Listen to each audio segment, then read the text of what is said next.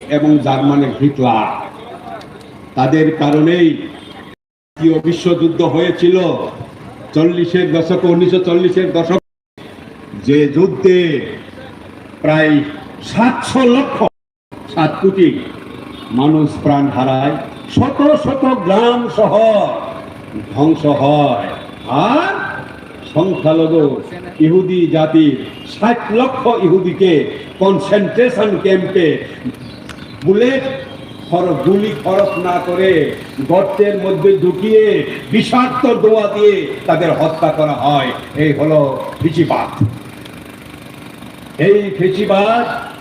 এই ফেসিবাদের অনুসরণকারী হলো আরএসএস। ব্রিটিশ আমলে এই আরএসএস হিটলার মুসলিমের এই নীতি দ্বারা অনুপ্রাণিত হয়ে আরএসএস গঠিত হয়। এবং হিটলার যে কথা বলেছিল, আর্য জাতি, জার্মান জাতি পৃথিবীর শ্রেষ্ঠ জাতি, কাজেই এই শ্রেষ্ঠ জাতি পৃথিবী শাসন করবে, জার্মানের পায়ের তলায় বাকি জাতিগুলি থাকবে, পৃথিবী দখল করতে হবে, জাতি রাষ্ট্র। এবং এই দেশের মধ্যে সংখ্যালঘু যারা, তারাই যত নষ্টের ঘোড়া, সমস্যার কারণ, তাদেরকে বিতাড়িত করতে হবে, খতম করতে হবে। আইনেই করেছিল তখন কুখ্যাত নুরেমবার্গ আইন, জাতি বিদ্বেষের আইন। দেশের মানুষকে তো সমান অধিকার দিতে হয় গণতান্ত্রিক দেশে, কিন্তু তারা ইহুদিদের জন্য আলাদা এই বৈষম্যমূলক আইন চালু করেছিল, যাকে বলা হয় কুখ্যাত নুরেমবার্গ আইন। আমাদের দেশে আপনারা লক্ষ্য করছেন সিএএ হয়, মুসলিমদের প্রতি অবিচার করে, অন্যায় করে। ফেসিবাদের সঙ্গে মিলে না। সেখানে ইহুদি বিদ্বেষ ছড়ানো হয়, এখানে মুসলিম, খ্রিস্টান, আদিবাসী, দলিতদের বিরুদ্ধে বিদ্বেষ ছড়ানো হয়। এখানে তাদের প্রধান স্লোগান হলো ভারতবর্ষ এক দেশ, এক জাতি, জাতি রাষ্ট্র, হিন্দু, হিন্দি, হিন্দুস্তান গঠন করতে হবে। এখানে যারা থাকবে তারা সবাই হিন্দু হবে, হিন্দি কথা বলবে, নীতি হবে একটা। ওই এসসি এসটিদের জন্য রিজার্ভেশন, আইনসভায়, চাকরিতে, এডুকেশনে নো। এই ধরনের একটা দেশে দুই রকমের আইন থাকবে না, সকলের জন্য সমান। জেনারেলদের জন্য যদি ষষ্ঠ তপশিল না থাকে, এডিসি না থাকে, ট্রাইবেলদের জন্য থাকবে কেন? কাজেই বরাবর তারা এসসি এসটি রিজার্ভেশনের বিরোধিতা করে ট্রাইবেল আলাদা জাতি সত্তা রক্ষার জন্য যে আঞ্চলিক স্বায়ত্তশাসন অটোনমি, তার বিরোধিতা করে তারা এই দেশের ভিন্ন জাতি গোষ্ঠী, যারা ভাষা আলাদা, সংস্কৃতি আলাদা, তাদেরকে অ্যাসিমিলেট করতে চায়। আমরা চাই ইন্টিগ্রেশন, সব জাতিগোষ্ঠী থাকবে ভারতবর্ষের সমান অধিকার নিয়ে, তাদের একতা থাকবে, এটা হলো ইন্টিগ্রেশন। আর তারা বলছে সব জাতিগুলি যার যার জাতি ভুলে যেতে হবে, হিন্দু, হিন্দি, হিন্দুস্তান হতে হবে, এক জাতি হবে, নীতি একরকম হবে, বাকি যে ভাষাগুলিকে ভুলে যেতে হবে। এটাই হলো অ্যাসিমিলেশন। যা ওই আমেরিকান, যে ইউরোপিয়ানরা আমেরিকায় যখন যায়, তখন যে মানসিকতা নিয়ে ওইখানকার ইন্ডিজেনাস পিপল, রেড ইন্ডিয়ানদের তারা শোষণ করেছিল, অত্যাচার করেছিল, এইটাই হয় উপনিবেশিক মাইন্ডসেট, উপনিবেশিক চিন্তাধারা। সেই উপনিবেশিক চিন্তাধারা ক্রিয়াশীল হলো বিজেপি নেতাদের মধ্যে। দীর্ঘ স্বাধীনতা আন্দোলনের আমাদের যে আইডিয়া, আমাদের যে মন্ত্র কি ছিল? স্বাধীনতা আন্দোলনে আমাদের আইডিয়া ছিল, idea of India is unity in diversity, বৈচিত্র্যের মধ্যে ঐক্য। এটাই হবে ভারতবর্ষের ঐতিহ্য, এটাকে রক্ষা করতে হবে। এখানে বহু ভাষা, বহু ধর্ম, বহু জাতি গোষ্ঠী, সমান অধিকার। মর্যাদা নিয়ে তেমনি ভারতবর্ষে থাকবে। সে কারণেই ভারতবর্ষের সংবিধানে হিন্দু রাষ্ট্র বলা হয় নাই, হিন্দুস্তানও বলা হয় নাই, বলা হয়েছে ভারত, ইন্ডিয়া। এই আইডিয়া অফ ইন্ডিয়া তাকে আজকে আক্রমণ করছে বিজেপি। আমরা ট্রাইবেলরা কি চাই? আমরা চাই আমাদের আলাদা যে জাতিসত্তা, ট্রাইবেলদের জাতিসত্তা। শুধু আমরা না, পৃথিবীর সব ট্রাইবেল চাই তাদের ভাষা, সংস্কৃতি, মর্যাদা হোক, এটা রক্ষা হোক, এটাকে বিকশিত করে তারাও যাতে পূর্ণ জাতি হিসেবে পরিচিতি লাভ করতে পারে। সেটাই হলো সারা দুনিয়ার, সারা পৃথিবীর ট্রাইবেলদের, আদিবাসীদের আশা আকাঙ্ক্ষা।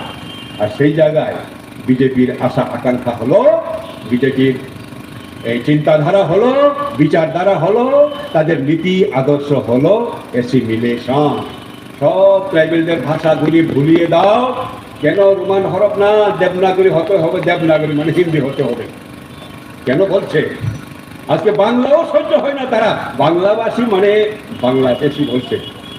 এটাই হলো বিজেপি। কাজেই এই বিজেপি তো ট্রাইবেলদের স্বার্থ রক্ষা করবে না, সেটাই আছে ঘটছে। তারা বলেছিল ত্রিপুরাল্যান্ড দেবে, দেয় নাই। তারা আমাদের এই রাজ্যে অনেক কিছু বলার করার কথা বলেছিল, একটাও হয় নাই। আপনারা দেখতে পাচ্ছেন নরেন্দ্র মোদী আর অমিত শাহজি, তারাই সরকারের প্রধান। তাদের রাজ্য কোথায়? গুজরাটে। গুজরাটের ট্রাইবেল আছে কি? আছে। কত? 100 লক্ষর উপর গুজরাটে ট্রাইবেল। বেশিরভাগ ট্রাইবেল ভিল জাতি, আর কি ভিল ট্রাইবেল। আরাবল্লী পর্বতের যে রেঞ্জ, এই এলাকাতেই তাদের বসবাস। আমি গিয়েছি সেখানে। এখানে যখন এডিসি চালু হয় তখন 8 থেকে 10 লাখ ছিল ট্রাইবেল। 42-43 বছর আগে আমরা চালু করেছি ট্রাইবেলদের জন্য এডিসি। আর ওইখানে 100 লক্ষের উপর ট্রাইবেল।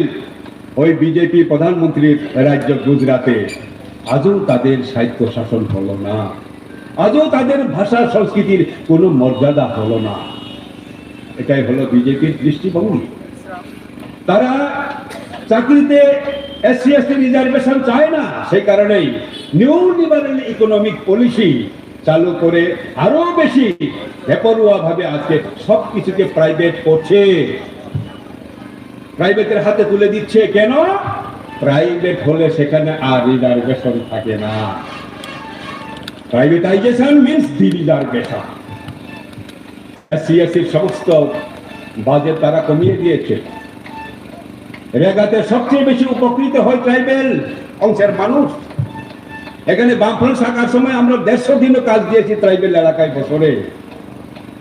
সেই এই রেগাতে পর্যন্ত আজকে চালাকি করে অন্য নাম দিয়ে বাতিল করে দিয়েছে।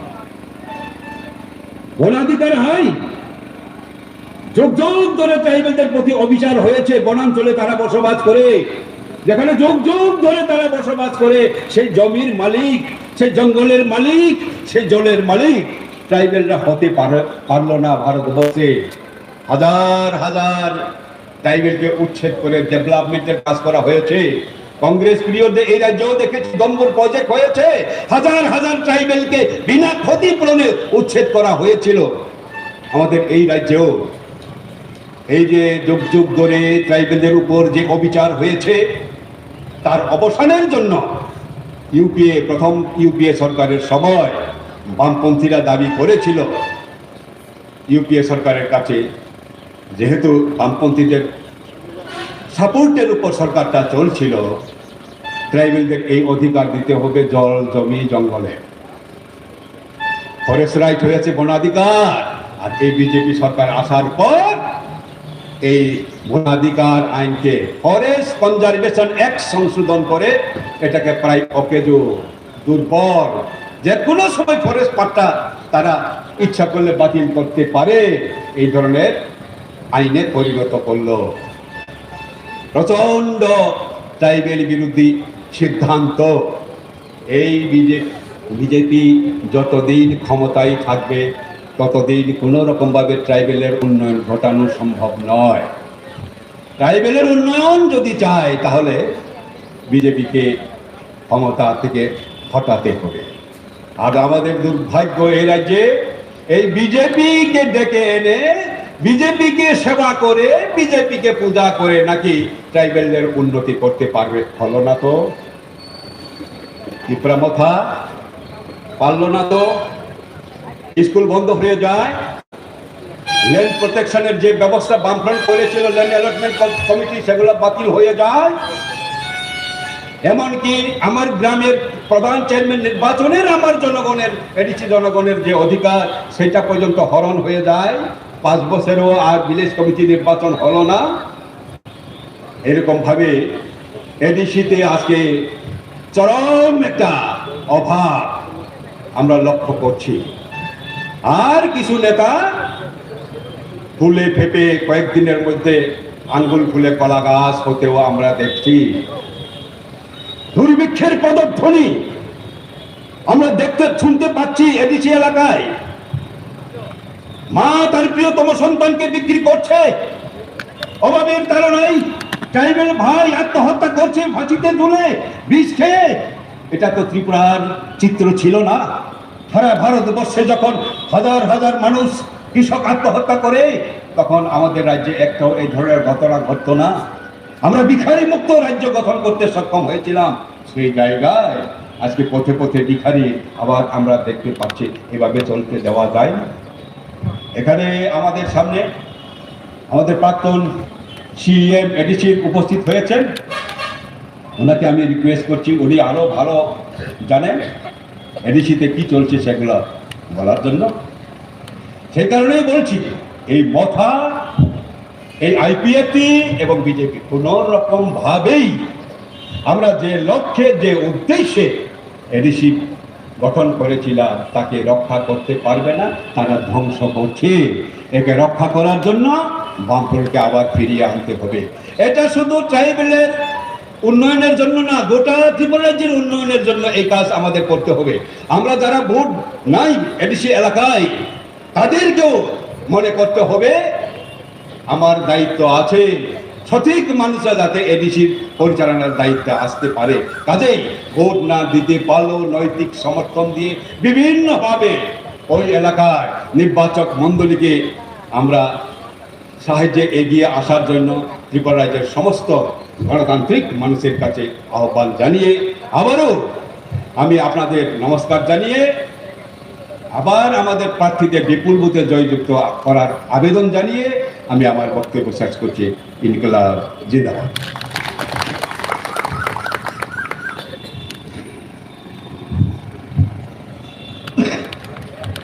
এখন আপনাদের সামনে বক্তব্য রাখবেন ত্রিপুরা রাজ্য উপজাতি গণমুক্তি পরিষদের সাধারণ সম্পাদক তথা পার্টির রাজ্য সম্পাদক মণ্ডলীর অন্যতম সদস্য এবং প্রাক্তন chief executive member TTAADC Radhacharan Debbarma.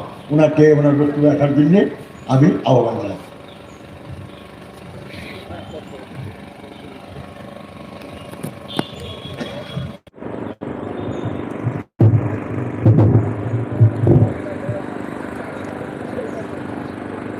Comrade সভাপতি, আজকে সবাই উপস্থিত আছেন আমাদের পার্টির দুজন সম্পাদক মণ্ডলীর সদস্য কমরেড নরেশ জনতিয়া, কমরেড রতন শাহ এবং প্রাক্তন আমাদের মন্ত্রী আছেন বানুদা, অন্যান্য নেতৃবৃন্দ আছেন। যারা আমাদের বসে কথা শুনছেন, দোকানে বসে রাস্তায় দাঁড়িয়ে দূর থেকে যারা আমাদের কথা শুনছেন, আমি সকলকে আন্তরিক ধন্যবাদ জানাচ্ছি। দেওয়ানা হামবাই খুলুমকার ভোট তো তাই বেশি দিন করে 12 তারিখ ভোট, তিনি কাকায় 19 তারিখ তিনি থেকে নমিনেশন দাখিল খাইনানি চ্যাংলাহা। ইতিমধ্যে আমাদের সিপাহী জেলা থেকে 3টা কেন্দ্র আছে, 3টা কেন্দ্রেরই প্রার্থী আছে, ওনারা নমিনেশন ফাইল করবেন। আজকে সকালে ঘুমের থেকে উঠেই একজন বিজেপির নেতা, তার কিছুদিন পরে টিপ্রামথার একজন মাঝারি ধরনের নেতা আমাকে টেলিফোন করলেন। আমাকে বললেন, আপনাদের তো প্রার্থী সব হয়ে গেল, আপনারা কবে নাগাদ নমিনেশন দাখিল করবেন? আমি বললাম, আজকে 19 তারিখ, আজকে থেকেই নমিনেশন দাখিল করা হবে। সিপাহী জেলাতে আজকে হবে, অন্যান্যতে 20 তারিখে হবে। 20 তারিখের মধ্যেই প্রায় 90% আমাদের প্রার্থী পদ সেখানে নমিনেশনের কাজ শেষ হবে। আমি ওকে জিজ্ঞেস করলাম, আপনাদের কবে নাগাদ করবেন? তো আমাদের তো প্রার্থী ঘোষণা করছে না, শুনতেছি নেতারা আমাদের কইতেছে 24 তারিখ মধ্যরাত্রে নাকি প্রার্থী তালিকা তৈরি ঘোষণা করবেন। আমি কেন মধ্যরাত্রে হবে 24 তারিখ? না, বুঝছেন না, আমাদের এমন প্রার্থী দাবিদার, প্রার্থী যদি দিনের বেলা ঘোষণা হয় তাহলে ফাটাফাটি হয়ে যাবে গিয়া। কাজে মানুষ যখন ঘুমিয়ে পড়বে তখন প্রার্থী ঘোষণা হবে। সারা রাত জাগ্রত থাকলে সকালবেলা ঘুমের থেকে উঠতে দেরি করলে দরবার কম ঘুরবে। কাজে 24 তারিখ মধ্যরাত্রে প্রার্থী তালিকা ঘোষণা করে 25 তারিখে নমিনেশন ফাইল হবে। এই হচ্ছে খবর। যাই হোক, তারা তাদের মতো করে সেখানে প্রার্থী ঘোষণা করবে, প্রার্থী দিবে। এখন পর্যন্ত যা শোনা যাইতেছে, যদিও একই তো পরিবার, একই দলের মধ্যেই আছে, একই শরীর, আবার এটা আমি তো কিছু বুঝলাম না যে এখন নাকি টিপ্রামথা বিজেপি নাকি একসাথে লড়াই করবে। আরে একসাথে তো লড়াই আপনারা করতেছেন, তো একই তো সঞ্চার। এরপরে বলছে এখন একসাথে লড়াই করবে। তবে আমি একসাথে যেহেতু লড়াই করবার কথা বলছে ওরা, আমি রাজ্যবাসী বিশেষ করে এডিসি এলাকার ভোটারদের একটু সাবধান করে দিতে চাই। কারণ তার মেয়েটাকে ঘুমালে আবশ্যক পর্যা আবার টিপ্রামথা নিয়ে কক, আবার বিজেপি নিয়ে কক, অপরি দল আমাবুষ আসামে ধরক টংফ, পূর্ণিমাও আসামে ধরক টংফ, হাঙ্কাই তামিহিং বিভিন্ন দুগ্র হাই বরক টংফ, চিপুক বলকুন হাই বরক টংফ, চিপুক ফেপো হাই বরক টংফ, হাঙ্কা বরাবর দাবার মিলে যদি তারপর খানসা খাইয়ে যদি বোট খাইতে হাঙ্কাই, তাহলে তোরা অন্য খুঁটা মন্য বুঝে নাগরা যে তাখর বখরা। কাজে সাদো সাবধান সেটা অন্য খুন যদি কুকুরই এক লগা বুটে বাসায় বুটে যদি খাঙ্কায় বড় লোক নেতা সামুন টাঙ্গাই আবার সহজনে সমান মান খাই মানো। যাই হোক, তাখর বখরা ভোট খুবই গুরুত্বপূর্ণ ভোট, খুবই ইম্পর্টেন্ট ভোট। এই ভোট আমি বাগে লোকরত্ন কবলিতাম বামফ্রন্ট ভোট দিয়ে বামফ্রন্ট ভোট দেবেন লাগে না তখন কেসান থাকবে শান্তি ফিরে দিতে গণতন্ত্র নামা থাকবে, ডেভেলপমেন্টে সামন টানবে। বাহার খেলে এডিসি এলাকানোর সেন কাহাম খাইমান, কিন্তু তাদের যা নজার কোম্পানি সেই রাজ্য তাদের বিজেপি টিপ্রামথা পালাই খেল এই এডিসির বয়স 40 বছর সংখ্যা শিক্ষিত 40 বছর সেটা তাখর বখরা 40 বছর সিপিএম বামফ্রন্ট 25 বছর, বিরোধীরা 15 বছর ওই এডিশনের পরিচালনা খাইছে। তাদের যারা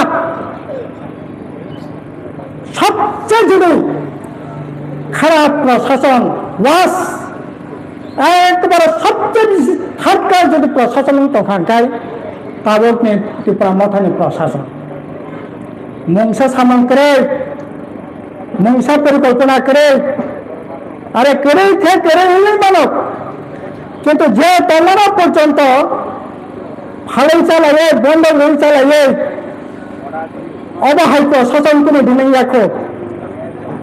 আরে টিপ্রামথ পর্যন্ত যদি দিতাম খানি দশালা যে টিপ্রামথার প্রশাসন 2023 থেকে 400 পর যারা পেনশন থাকলাই বড় লোক বাংলাদেশের রাং নিয়ে বেতন নিয়ে পেনশন নিয়ে গ্রাজুয়েটের নিয়ে লিগ স্যালারি রাং নিয়ে বলল বুঝিতা বললাই যে এদিকে 5 বছরত নিজে তো খাইবে না পাইয়া এদিকে সম্পদ তুলে তুলে তুলে তুলে বামফ্রন্ট 25 বছরত যেটা শুন গরিবী শাখা একটার পর একটা বন্ধ লাগে রেহান লাগে সামনে বান্তা খাইতঙ্গ ও টিপা ব্যথা যারা বন্ধ করে চালায় এই বাদন্য প্রশাসন বরং চলতা মূল্য দেশালা পাখর বুখরা তামিল নাই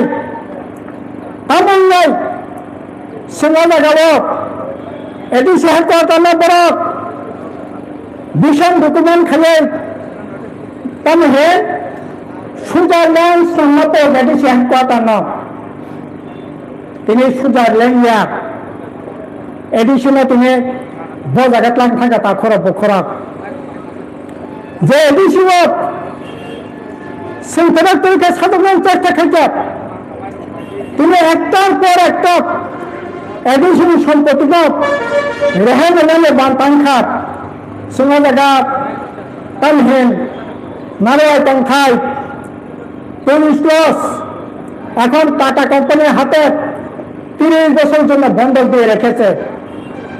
আমরা খুবই পাঠ করলাম গোটা রাজ্যের মানুষ অন্যতম পাঠ সবাই দেখতে যায়, সেখানে গেলে পরে বিশ্রামের জন্য আমরা লক হাট করলাম। এই লক হাট পর্যন্ত গুজরাট থেকে জিন্দাল কোম্পানির হাতে এটারও 30 বছরের জন্য এখন বন্ধক দিয়ে রেখেছে। যে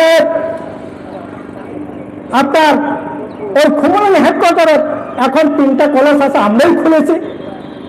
3টা কলেজ তো লোক প্রায় 10-12 হাজার শিক্ষারত লোক যুবকরা আছে থাকেন, কলেজে পড়েন, স্কুল আছে, তাই তাদের মাঝে মধ্যে যাতে এন্টারটেনমেন্ট করতে পারে তার জন্য আমরা এডিসি থেকে 2টা সিনেমা হল করলাম।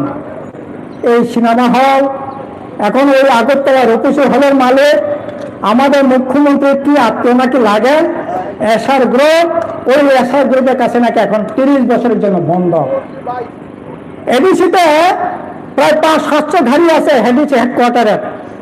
তা আমাদের গাড়ি তো ওই প্রাইভেট বিএসসি থেকে তেল নিতে হয়। তা আমরা যখন এডিসিতে ছিলাম তখন আমরা ঠিক করলাম যে এই বিএসসি থেকে তেল নেওয়া যেতে আমরা যদি নিজেরাই যদি বিএসসি পারি তাহলে তো ঠিক আছে, লিটারে 4 আনা 5 আনা হলেও যদি পয়সা যদি পায় তাহলে এটা এডিসি তহবিলে হবে, জনকল্যাণে কাজে লাগতে পারে, আর এর সাথে 2-4 জন 5-7 জনের লোকের কাজেরও ব্যবস্থা হবে। তার জন্য আমরা 3টা পেট্রোল পাম্প খুললাম। এই 3টা পেট্রোল পাম্পও এখন 25 বছর বন্ধ দিয়ে রেখেছে। এখন দুর্মুখ জলাশয় রাজ্য সরকারের হাতে, আমাদেরকে এটা এডিসি হাতে তুলে দিয়েছে। এই দুর্মুর ভাঙটাও এখন ওই বিশাখাপত্তনম আপনার বিশাখাপত্তনম এক কোম্পানি, এই কোম্পানির কাছে 30 বছরের জন্য লিজ দিয়ে সেটাও লিজ দিয়ে খাবার ব্যবস্থা করছে। তো আচ্ছা, ঘরের কোনো সন্তান যদি বাদল্লা গুইরা যদি আপনার পাপের সম্পত্তি বিক্রি করে রেহান দেয়, বন্ধক দেয়, এই লোকটারা আপনারা কি বলেন? কি বলেন? বাউল্লা নাইলে বাদল্লা কোন তো? এই বাদল্লার এডিসি প্রশাসন তো এই বাদল্লা সরকারি তো চলছে। এই বাদল্লারে ভোট দিয়ে কি করবেন? এই বাদল্লারে ভোট দিয়ে জনকল্যাণ করা যাবে না। কাজে তার জন্যে সে অনুরোধ খেয়ে পাখর বখরা ভাবনি যারা এডিসি তন্দাইরক বড় ভোট ইলে প্রাসানে কাহামুন নাই, এডিসি এলাকানে কাহামুন নাই, আবহাওয়া কোনো কারণ করে বড় খাইমিয়া 5 বছরে খাসি আনকে 50 বছর সিয়া 9 বছরের যে তার যার চেতনা ফেরে না, 90 বছরও ফেরে না, 5 বছর যার ফেরে না সে 50 বছরও ফিরবে না। এই এখন বিজেপি পিপরা মাথার জোট সরকার, এটারও 8 বছর চলছে, এটারও তো চেতনা নাই, এটারও 80 বছর হয়ে গেল, তারও চেতনা সেখানে ফিরবে না। কাজে এইরকম যারা অথর্ব প্রশাসন সেখানে যারা পরিচালনা করতে সম্পূর্ণ ব্যর্থ, তাদের কেন ভোট দিবেন? এটা হচ্ছে আজকে আমাদের সকলেরই প্রশ্ন। কাজে তাকে অপেক্ষা তিনি টিপ্রামা থাকা তার সা তিনটা কাইখান ছাড়াইও সিনে এডিসিনে লড়াই মানে তো রোমান স্ক্রিপ্ট ভাবে সিনে লড়াই নাই। আরে রোমান স্ক্রিপ্ট তো ঠিক আছে, লড়াই খেতেন 100 বার লড়াই খেতেন, কোনো আপত্তি করে সে বাংলা যারা সিলাই শিখতেন, রোমান যারা সিলাই শিখতেন, কলেজ ইউনিভার্সিটি যারা পড়ে নাই, বাসেন আমলে 90% রোমান স্কুল এসেও আপত্তি কোনো জায়গা করে কেন নরম খাইতে তুমি তুই ফেঁকা বিজেপি না তুই ফেঁকা মানিক শাহ না তুই ফেঁকা তুমি বড় তেমন দাবি না কাজ শুয়ে তিনি রোমান স্ক্রিপ্ট দেবনাগরী স্ক্রিপ্ট আছে মাফ করি নাই হাফ ফিজা খানতাম রোমান স্ক্রিপ্ট ইন্ডিয়া আছে যারা তুই সাহেব তিনি ও বিজেপি সং তিনি বিরুদ্ধে লড়াই খেলতে তার মানে দেখেন তিনি 13 জন এমএলএ 2 জন মন্ত্রী তিনি এডিসি মোরা ও টিপা মাথাবাই বিজেপি তাই কথা লাগে তারা সামন্তাই বাগে মোরা কে তাইলে পরে তারা খানে বাগে মোরা সামনে ছাত্র রক্ষা খানে বাগে আর কেন যৌতেন খাদ্য সাদি জনগণের জন্য সানাই যারা রোমান স্ক্রিপ্ট চাইয়া বাবা তার বাগে যৌতেন শুধু কারি কারি রাং বস্তা বস্তা রাং বাগে যৌতেন নাই অবঙ্গ নিয়ে তাকরা বুকরা আর তুমি টিপরা মাথা সাইতে লোক সেম রোমান স্ক্রিপ্ট ছাড়া চলিয়া ঠিক আছে রোমান স্ক্রিপ্ট ছাড়া চলিয়া আরে নিম্ন এডিসি তাও পরিচালনা খাইতে হোক নিম্ন এডিসি হোক 16 স্কুল তো হোক এডিসি এলাকার সমস্ত প্রাইমারি স্কুল আপনার হাতে আপনি পরিচালনা করছেন 16 পর এডিসির হাতে প্রাইমারি স্কুল আছে এই স্কুলে কেন আপনি রোমান স্কুল এতদিন ধরে 5 বছর হয়ে গেছে কেন আপনি পরিচালনা করলেন না? কেন করলেন না? আপনি রাজ্যে গিয়া গলা ফাটাতেছেন চিরির মাত্র খালো লামা কাশ হোক বড় বড় লামা কাশ হোক শুধু বপুকুরা হাঙ্গার পেট খালো কিন্তু ঠিক আছে 100 বার নেই খাবে মনে যে দায়িত্ব রেখা এডিসিও এডিসিও তার মধ্যে রোমান স্ক্রিপ্ট চালু খালি আছেন কাকাই তার মধ্যে খেলিয়া শুধু রাজনীতি খেলে বেড়াবে শুনে আর এডিসি তো খালি আমলে 16 স্কুল তো 100% এডিসিনি ক্ষমতা আনখা নিয়ে তাম হয় এডিসিনি ক্ষমতা আনখা নিয়ে প্রাইমারি স্কুল পরিচালনা খানে বাগে প্রাইমারি স্কুল চালু খাবি আবু তো খাইয়া তাহলে পরে তাম বাগে তামনি বাগে নেই রোমান স্কুল দাবি নংখা খাইও মনে যায় দায়িত্ব খা নংখা খাইয়া অবহাই বিচারিতা আবহাই তামহাই তেমন খাইয়ে जों বুঝিনা নাগানে তাখর বখর তিনি একইভাবে বিজেপি তবে চলিত বিজেপি নাকি এডিসি থাকা নাকি সামন টাঙাফো আরে এডিসি থাকা নাকি সামন টাঙান দশালা এডিসি এলাকা হাই স্কুল খুলনালে কলেজ খুলনালে এডিসি এলাকা ব্লক খুলনালে এডিসি এলাকা ডেভেলপ খেলালে আবার তো এডিসি দরকার করে নতুন রাজ্য সরকার খুলনালে যে দায়িত্ব তার মানে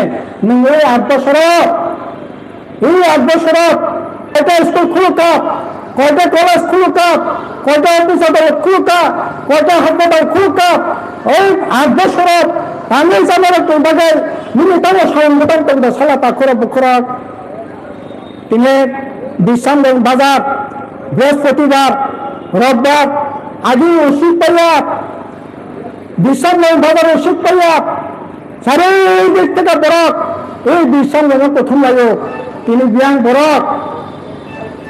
বরক বরকে এবার করে বাজার চলিয়া কামি চাঙ্গুরা হাই বাজার তিনি অবস্থা কাজেই যারা বিজেপি সাই করো যে না সেই এডিসি থাকাছে সামং টাঙ্গাই এডিসি থাকায় সামং টাঙ্গাইয়া এডিসি থাকা লোটপাট খাইনাই এডিসি থাকায় লোটপাট খাইনাই রাজনৈতিক ক্ষমতা বুক খাইলে এডিসি আংকুশের লোটপাট খাইনাই এভাবে বিজেপির মাথা বোধ তিনি এডিসি দখল খাইনাই চেষ্টা সামং টাঙ্গাই এভাবেইয়া এডিসি এলাকার উন্নতি নেবাইয়া কাজে পাখুর অপক্ষরক বউটা খালি বেগে বিভ্রান্তি শিকার টানবে তিনি বিজেপির বিরুদ্ধে তীব্রামত লড়াই খেয়া বিজেপির বিরুদ্ধে বিজেপি অনৈতিক সামনের বিরুদ্ধে বিজেপি তীব্রামথনের লড়াইয়া তীব্রামথনের লড়াই এলাকায় বিজেপি যেন কোন প্রকারের ডাকে বাঁচরিত নিমান আবনে বাগেন তিনি বিজেপি তার তীব্রামথনের লড়াই 2023 ও তেল সবক বিজেপি বাঁচালে নেবাগাই রুগুর বাবা খাতান থেকে বাঁচালাই মানে কিন্তু তীব্রা ব্যথা বিজেপি জিতে নেবাগাই যে কৌশল মানে দরকার অকৌশল না ওই বিজেপি না ভোটে জিতে রেখা আবার এডিসি বাহাই না এডিসি নির্বাচন ভরা খাতান যাক এবার এডিসি নির্বাচনে আপনারা হয়তো কেউ কেউ ভাবতে পারেন মনে করতে পারেন আমাদের তো ফ্ল্যাগ নাই এলাকায় তো সব বিজেপির ফ্ল্যাগ বিজেপির আপনার তীব্রামথার ফ্ল্যাগ সিপিএমের তো ফ্ল্যাগ নাই ঝান্ডা নাই হাজার হাজার বাইক এই সারা ত্রিপুরা থেকে তুলে বাইক মিছিল নাই গাড়ি নাই টাকা নাই এই পুরো বামফ্রন্ট এবার কি ভোটে জিততে পারবে এই ধরনের প্রশ্ন আমাদের কারোর মধ্যে উকিঝুঁকি দিতে পারে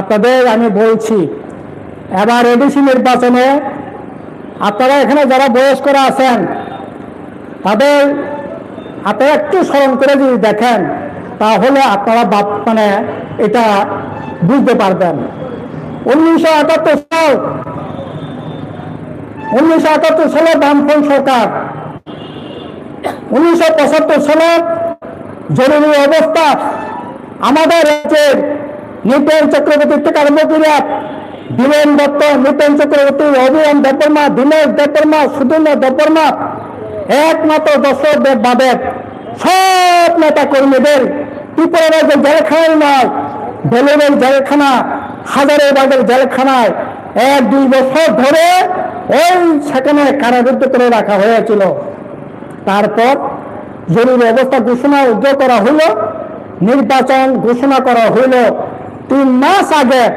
নির্বাচনে আমাদের সিপিএম বামফ্রন্টের তরফ থেকে অংশগ্রহণ করে তখন এখনকার মতো মাইক ছিল না এখনকার মতো মোবাইল আসছিল না তখন ওই টিনের চিহ্ন করে বাজারে আমাদের জোট সামান্য যারা 1-2 নেতা ছিলেন তারা বাজারে গিয়ে প্রচার করতেন মিছিল নাই পতাকা নাই সমস্ত দিক থেকে কংগ্রেস ওই আপনার কি বলে জনতা পার্টি সেটি মিলে তাদের এই গোটা রাজ্যের মধ্যে পতাকা টাকা গাড়ি ঘোড়া সমস্ত দিক থেকে মানুষ ঠিক কিন্তু সমস্ত কিছু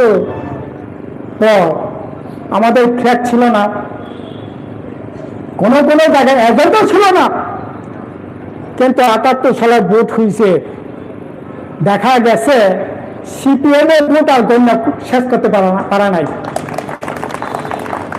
60টার মধ্যে 78টা ফ্ল্যাগ নাই আরে 57টা ফ্ল্যাগ নাই মিটিং নাই মিছিল নাই কোনো কিছুই নাই কিন্তু মানুষ সিদ্ধান্ত নিয়েছে এই যারা গণতন্ত্র হরণ করে যারা মানুষকে পায়ের নিচে রাখতে চায় তাদের বিরুদ্ধে মানুষ নীরবে থেকে তার বিরুদ্ধে রায় দিয়েছে এবার 78 সালের পুনরাবৃত্তি যদি এডিসিতে হয় তাহলে অবাক হওয়ার কিছু থাকবে না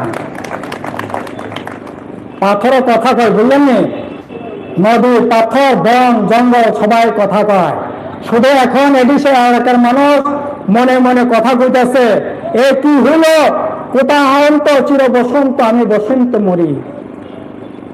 বৃন্দাবনে গেছিল চির বসন্ত ভোগ করবার জন্য, কিন্তু এখানে গিয়া দেখি বসন্ত না, আসল বসন্ত রোগে তিনি মৃত্যুবরণ করতে হয়েছে, মারাই গেল। চির বসন্ত ভোগ করবার জন্য গেছিলেন বৃন্দাবনে, কিন্তু আসল বসন্ত রোগে মারাই গেলেন। এইরকম দশা ত্রিপুরাতে চলছে। কোথায় 299 তার নির্বাচনের প্রতিশ্রুতি ছিল 240 দিনে 340 টাকা রোজগার হবে, 200 দিন কাজ হবে। কোথায় কি হবে? ওই গড়িয়া উৎসব হবে, বিজয় উৎসব হবে, সব সংক্রান্ত হবে। আপনারা এই যে কি বলেন, কত উৎসব অনুষ্ঠান, কত শান্তিতে, কত সুন্দরভাবে আমরা কাটাইছি। আজকে খবর নেওয়ার লোক আছে, খবর নেওয়ার লোক আছে। লক্ষ্মী পূজা কেমনে করি, দুর্গা উৎসব কেমনে করি, ওই বড়দিন কেমনে করি, এই 21 তারিখ ঈদ হবে, ঈদ উৎসব কিভাবে আমরা করবো, সামনে ঘুরিয়ে আসছে, ঘুরিয়ে পূজা কিভাবে হবে, কিভাবে আমরা করবো, খবর নেওয়ার লোক আছে, খবর নেওয়ার লোক আছে। কে নেবে খবর? খবর নেওয়ার লোক নাই। মানুষ তার জন্য এগুলি নীরবে ভাবছে, কথা বলছে, একা একা বসে বসে কথা বলছে, নিজেকে নিজে প্রশ্ন করছে, এ কোথায়, কাকে নিয়ে আসলাম, কাকে নিয়ে আসলাম, কোথায়? 18 টাকার সেই ভূপগ্রার ছবি রেখে আপনার ভীষণ ডকুমেন্ট করলেন, বলছিলেন ভোটে যেটা 150 দিনের মতো 23,000 যুবতী পাশা ছেলে মেয়েদের চাকরি হবে, 6,000 পুলিশের হবে, ত্রিপুরার মানুষ একজন অভুক্ত থাকবে না, মহারাজা ডিউটি কমিশন কি আপনার ক্যাম্পিং করা হবে, দুপুরে 5 টাকার বিনিময়ে নাকি খাবারের ব্যবস্থা করা হবে। কত অনলাইন স্বপ্ন, সুন্দর স্বপ্ন দেখানো হয়েছিল, আজকে কোথায়? আজকে কোথায়? জ্ঞান থামাতে, হ্যাঁ, জ্ঞান সামন, জ্ঞান চাথায়, জ্ঞান চাকরি, তিনি শত শত বরফ, হাজার হাজার বরফ ত্রিপুরা রাজ্যে ছেড়ে নিজের বউ বাচ্চা, মা, বৃদ্ধ মা বাবা, অসুস্থ মা বাবা বর্ণনা করেন। ও 10,000 টাকা রোজগারের বদল, 15,000 টাকা রোজগারের বদল, হায়দ্রাবাদ থাকবে, বেঙ্গালুরু থাকবে, পুনে থাকবে, কেরালায় থাকবে, খুব বুঝিয়া অসুস্থ আয়নখানে ছিল, কোথায় পর্যন্ত প্রগতি শুনিয়া এইরকম করুণ দশা 18 সালের আগে ছিল, হয়েছে কোনোদিন? এইরকম ভয়ঙ্কর অবস্থা। কাজে বন্ধুগণ, এই অবস্থা বেশি দিন চলি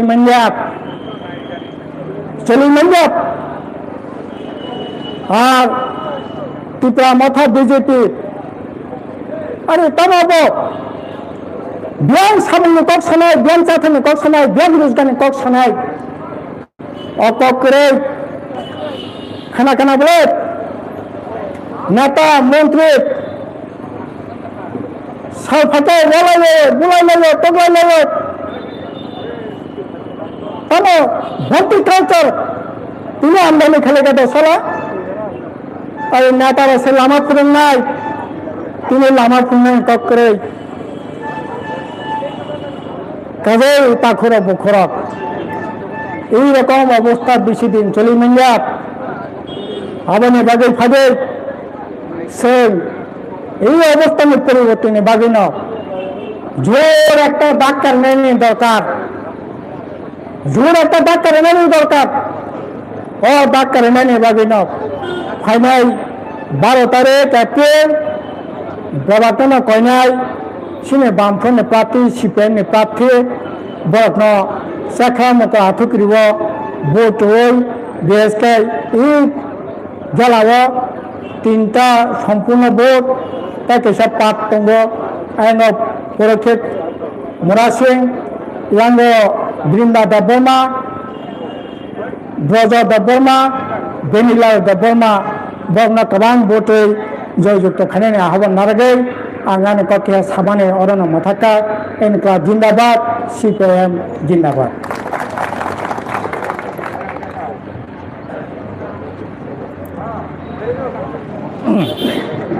দাদা আমরা নমিনেশন পেপার দিতাম কংগ্রেস তো জায়গা তো আমাদের জেলার 2টি পূর্ণ 3টি কেন্দ্রের আংশিক এলাকা নিয়ে এডিসি এলাকা নিয়ে আমাদের এই জেলা, সেখানে মোট 110টি বুথের 85 থেকে 87,000 মেম্বার আছে, ভোটার আছে। আজকের এই সবার মধ্য দিয়ে আমরা ভোটের প্রচার অভিযান সংগঠিত করলাম।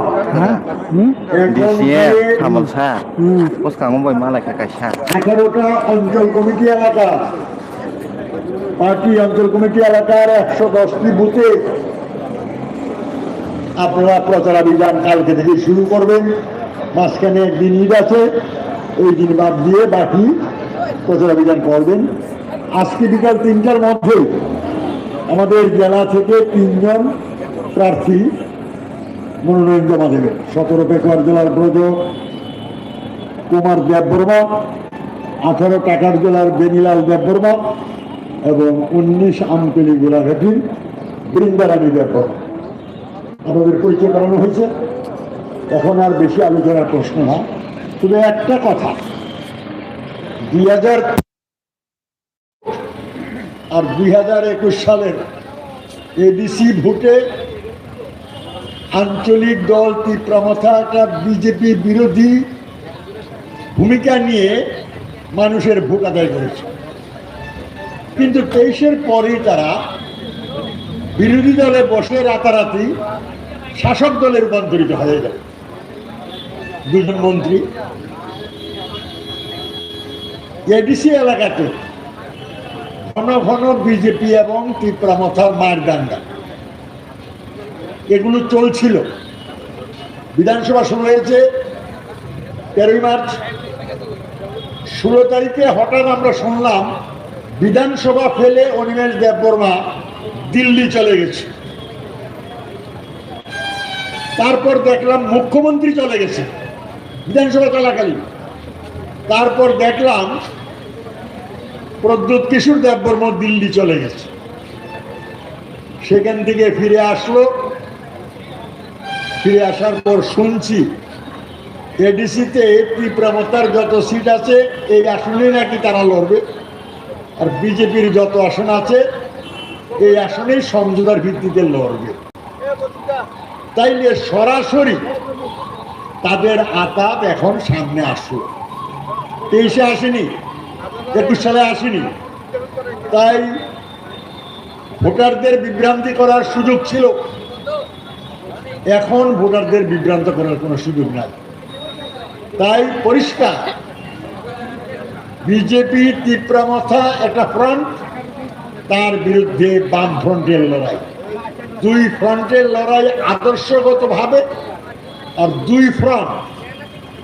আমরা 35 বছর সরকার চালিয়েছি, কাজের রেকর্ড আছে, আর ওরা 8 বছর সরকার চালিয়েছে, তাদেরও কাজের রেকর্ড আছে। মানুষ জানে, সেই ভেবে যাতে ভোট দেয় তার জন্য প্রত্যেক ভোটারের কাছে আবেদনটাই বড় প্রশ্ন।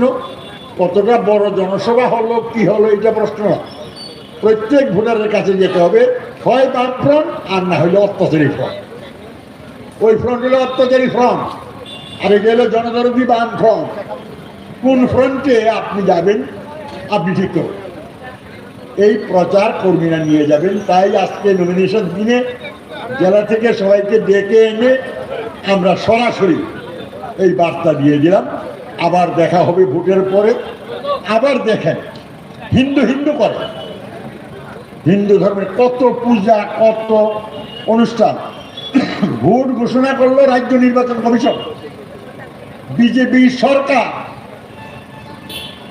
কি করলো, হার বিশু দিন ভোট ঘোষণা করে দিচ্ছে 13 এপ্রিল, হার বিশু সংক্রান্তি, তারপরে পয়লা বৈশাখ।